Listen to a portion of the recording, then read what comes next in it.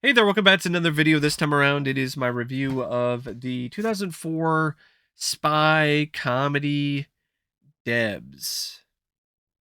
Now, before I get around to sharing more of my thoughts on the film, I want to give a special shout out to whoever sent me this film on DVD. Forgive me, the name escapes me. I know this was sent to me on DVD a while back, but I want to give you a shout out for sending me a copy of this. And a shout out to Steven who requested this review. And if there's another film, TV show, or topic that you'd like to see me discuss in the future, feel free to donate to either my PayPal or to my Patreon. The link to both will be in the video description down below, and I will try to get to your request as soon as I possibly can.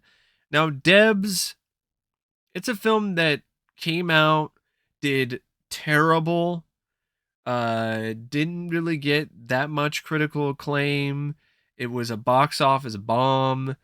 And over the years, it's got a bit of a cult following, mainly because of the fact that there's a large subplot that deals with uh, two women who are romantically involved with one another. So you have a lesbian romance in the center of all of this, which does make it unique, but it's not enough for me to make it a classic, let alone a film that I ever have a desire to watch again. Because for the most part, this film is just a really cheap, low budget bore. Like, there's a couple moments that might make you chuckle a little bit. The romance is, in essence, fairly sweet. There's a montage with the Racers song Respect that I didn't mind, but there's just so much that happens in this that is so forgettable. And on top of that, it's one of those films that, okay, you have this whole plot that features this group of teenage spies, and it's marketed and it's set up as if it's like a parody of Charlie's Angels or a spy film parody. It's an action comedy, and the comedy is barely there. So much of it is just kind of throwaway lines of dialogue, and there's a lot of other stuff that's just not even comedic at all. And then you have the action, which is even more non-existent. So you have an action comedy that isn't really that good at being an action film, because the action scenes, what little there are just really generic shootouts. And then the comedy, what little was there, for the most part, it doesn't bring the laughs. So you just have a film that it's trying to be these two different things, but it doesn't succeed at any of them.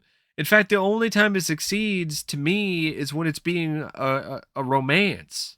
And even then, there's so many cliches, and the way that it's set up and the way that the film ultimately showcases these elements is so haphazard and kind of half-assed and incredibly low rent that even that doesn't really stand out, I think, as much as the writer and the director would like them to. And I am going to give the director, Angela Robinson, who also wrote this film, a little credit here. This was her pet project. This was her baby.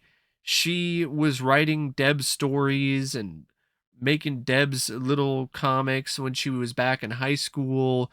She made a Deb's short film, which I also did see. And to be honest, I liked the short better than this movie, because the short seemed like it had a little bit more of an edge in terms of the comedy. And it also benefited from the fact that it was a short. So you got the gist of the plot, and the whole stuff involving the group of super spies and the whole lesbian angle. And and a little bit of like the Charlie's Angel parody stuff as well.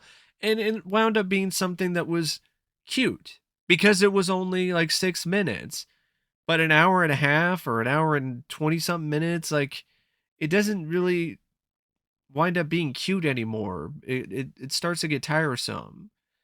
And all of that being said, I do give her credit because she found a way to get her passion project produced and made, and she did it. She went out there and she got it done. I give her credit for that. She got Screen Gems involved. The short garnered enough attention that she wound up getting other studios who were willing to fund the film. And that's great. That's awesome. It's a really nice story. But I just wish the film was of the same quality of the story, where it's one of those things where, oh, you started from nothing and you took the thing that you love and you got it made. That's awesome. That's great. I wish the film actually was an awesome movie, but it isn't. It really is not. And part of it is because of Angel Robinson's inexperience. I'm just going to be perfectly honest here. I think she could have benefited a lot from not directing it or doing either the direction or the writing, not doing both. Because when it comes to like a short film, which is what she wrote and directed previously, that's different. That's a different ball game. It's a short film. It's only like 6 minutes long. This is a feature film, and this is her first feature film. So that's a different task altogether. And this is kind of a hard sell of a concept anyway. So I really feel that it would have been beneficial to either just stay behind the camera or stay in the writer's chair, so to speak. Stay behind the scenes and have someone else collaborate with you when it comes to bringing your vision to the screen. Because what you have with D.E.B.S, especially when it comes to the direction, is you have a director who is so over eager to show that they know what they're doing and that they are this new up and coming skilled director, and they're right up there with some of the best already, and all they needed was a chance. That you have a multitude of different shots that just look off and really do expose the film's low budget and the low production values and make it look like an incredibly cheap film in a slew of different ways. And it's unfortunate because it becomes detrimental to the film. The action scenes are shot in a way where they don't look any better than they did in the low budget student film. That's fine for the student film. That's not so fine when it comes to the feature film. The uh other sequences throughout the film that feature a wild pan or a zoom or slow mo. They just expose the limitations of the production in a way that's pretty glaring. And it doesn't help either that there's a lot of really shitty CGI that's utilized in this film. And there's just a lot of stuff where there's just shit all over the screen. And you're like, why is there like a pop up here? Why is this CG? Why didn't you do this practically? Why is there just a random diamond logo for the villain? What are we doing here? And there's a lot of just really cheap, chintzy ass effects in this. And the director is still trying to shoot it like it's the coolest, most radical, awesome thing ever, and is being ambitious with the shot selection. And you're like, this is the equivalent of sprinkling gold all over a turd, that kind of thing. It's like Yeah, you can put all the gold that you want on a turd, it's still a turd. It still looks like shit. So a more experienced director would realize, hey, I don't have the best budget. I don't necessarily know exactly how everything works in terms of making a feature film just yet. I could go for broke here, but you know what? I'm going to go for broke a few times, but I'm not going to do it on almost every scene. I'm going to realize that I should save some of this for maybe a second time out, or really just do more of that stuff when I have more of a budget to work with. Because when you're doing something that's so low in terms of the production values, if you try to do all this fancy stuff, it just doesn't help most of the time. It just hurts the production, it hurts the film. It just comes across as flashy without any real substance behind it or merit, other than, oh, this would be a cool looking shot. But then when you see it in action and you see that it exposes your awful green screen effects, then maybe you shouldn't have done that shot. Maybe you should have went with something that's a little safer, a little bit less risky. All of this being said, I don't think the direction is entirely terrible. There's a few moments here and there where it's okay, it's decent enough, and some of the attempts by Angela to inject some energy into the visuals is rather efficient, but a good chunk of the time, it's a lot of these shots where it's either too static, too flat looking, to the point where it looks like it's a sitcom, a Nickelodeon, or it's too ambitious and just too over the top in terms of the visual style. But the direction is nothing compared to the screenplay by Angela Robinson. I think the screenplay is an even bigger problem when it comes to this movie, because it's not really that funny, which is a problem. You're trying to be a parody or a satire of these girl spy movies or TV shows, but it's only really a surface level satire, and it's not really that clever. And then there's a lot of stuff in this that, yeah, there's a few lines that are kind of witty. There's a few moments that might make you chuckle a little bit just because of just how unexpected some of them are. But so much of it is just so corny. It's just corny and lame. And then you have the action scenes, which make up maybe 5 minutes of the entire running time. And that might be generous, and they all are pretty much the same. It's just generic, forgettable shootouts, maybe with a little bit of fighting, but the fight choreography sucks, so there's not really any sort of excitement or thrills that you get out of those scenes. And for a film that's about this school of super spies who happen to be babes with killer bodies, yeah, you got some beautiful actresses, some beautiful women who were in the cast, but the script doesn't really give a lot for them to work with in terms of character depth, other than the two romantic leads. Really, they're the only ones that really get anything. I mean, there's a few other. I guess you could say Max and what's her this other Max and Janet. There is something that goes on with their characters, but it's pretty weak to me. And most of it is just really between Amy and Lucy. You know, Amy's the star pupil of D.E.B.S, and she falls for the supervillain in Lucy Diamond. And you have that whole drama of, oh no, she's going to throw away everything to be with this supervillain.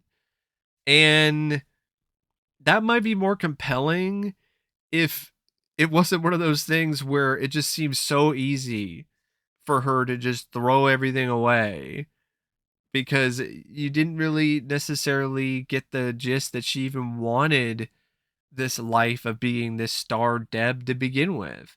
So it makes it so the stakes are almost non-existent when it comes to whatever sacrifice she's making. And on top of that, speaking of stakes, there are no stakes here. There's Lucy Diamond. Okay, she's introduced to the Debs, and she's a villain, I guess. But this is the first time they encounter her, though. It's like she has this reputation of being bad, but that's all it turns out to be, because you never really see her be truly evil. So there's never really one of those things where she ever feels like a supervillain. And then on top of that, like, you never really get a clear plan from her. There's this whole thing where she has this laser and she's thinking about destroying Australia because she's upset after a rocky part in the relationship between her and the the star Deb, Amy. But she quickly gets talked out of it by her friend Scud. So you're like, okay, all right, I'm going to destroy Australia. Oh no, no, I'm not. That was an overreaction. Like what? She stole a bunch of stuff. That's basically all it's established in terms of her villain arc. She stole things. Okay, all right.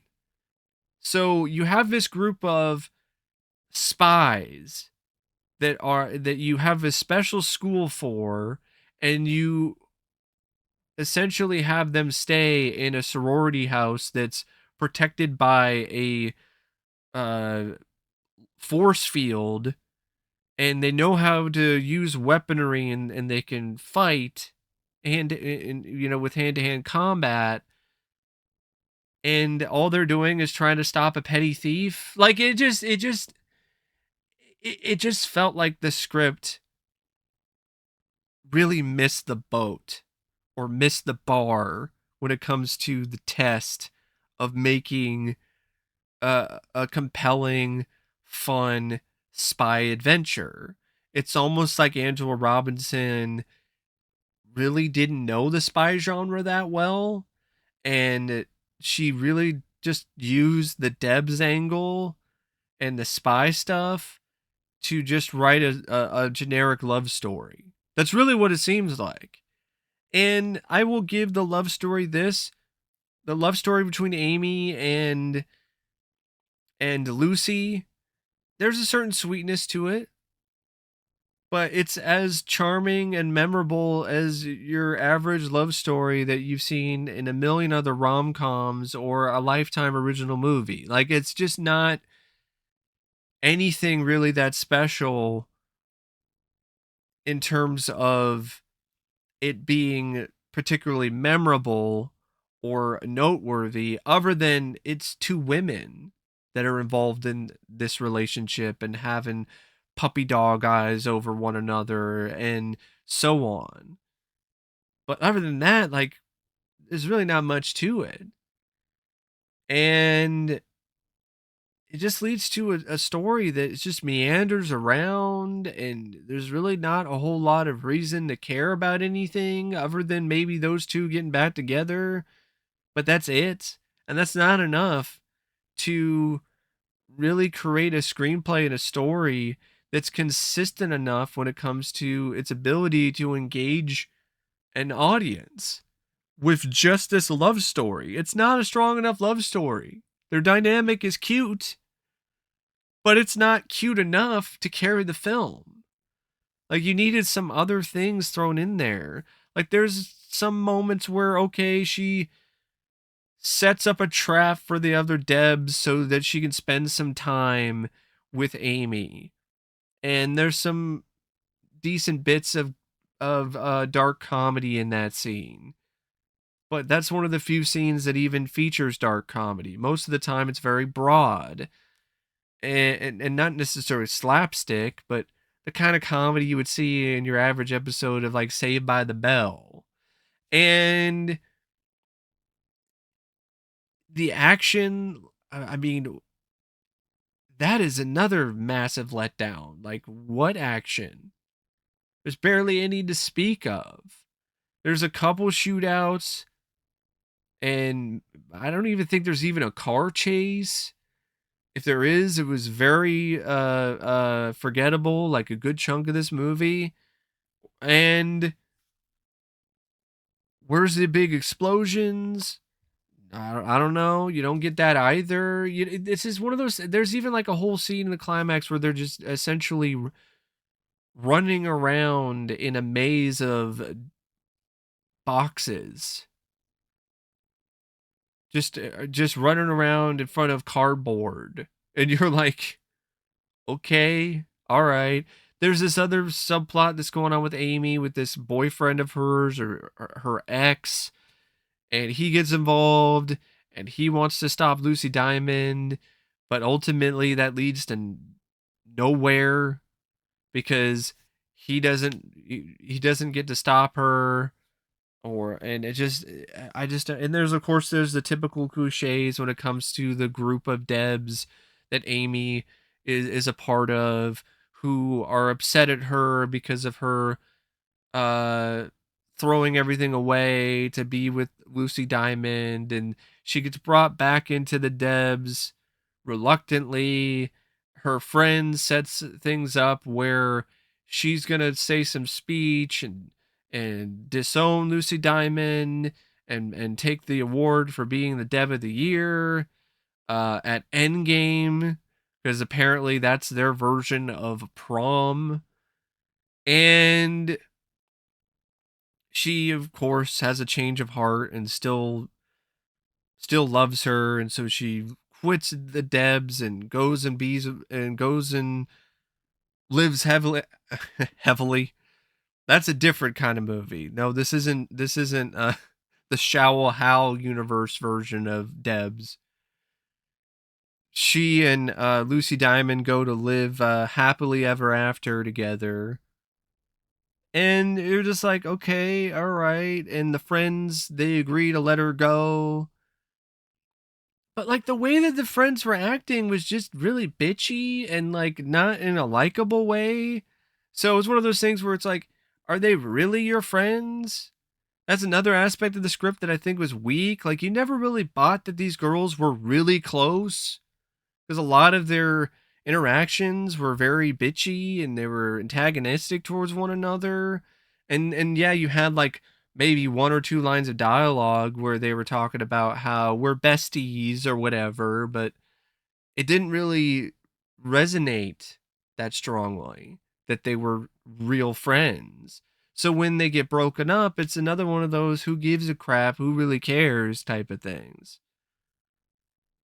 So that's another instance where the script just fails the test. And yeah, it's just one of those movies where there's potential here, especially when it comes to having a parody of Charlie's Angels, by having it take place at like a college, a girls' school.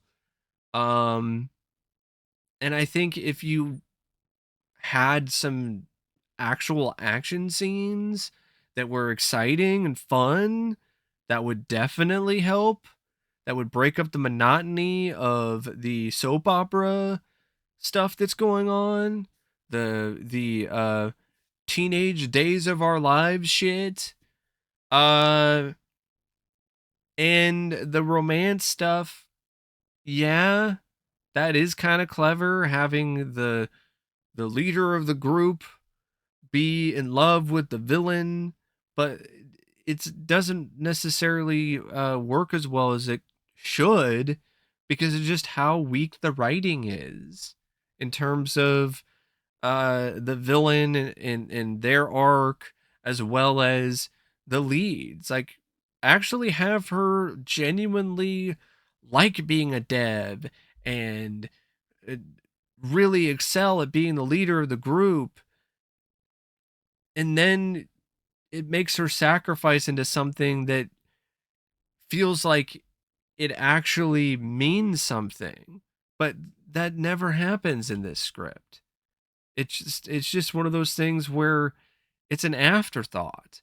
And that's what I mean by either Angela should have focused solely on the screenplay to make it as polished and as sharp as she possibly could before it hit the screen, or get somebody else on board as a writer, somebody who's really talented, knows what they're doing when it comes to the comedy, or uh, can write some action scenes and focus on the direction.